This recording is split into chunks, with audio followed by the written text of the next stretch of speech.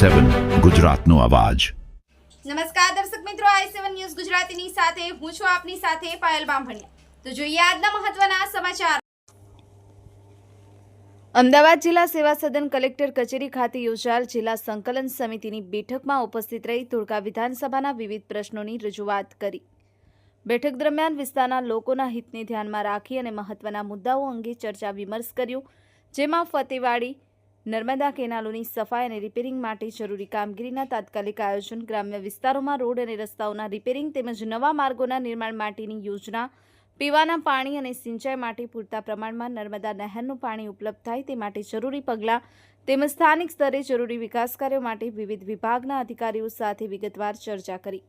આ બેઠકમાં જિલ્લાના કલેક્ટર શ્રી, પોલીસ અધિક્ષક શ્રી, જિલ્લા વિકાસ અધિકારી શ્રી, સાંસદ શ્રી નરહરીભાઈ અમીન સાથે ધારાસભ્યશ્રીઓ તથા વિવિધ વિભાગના અધિકારીશ્રીઓ ઉપસ્થિત રહ્યા હતા। i7 news Gujarati, Ahmedabad.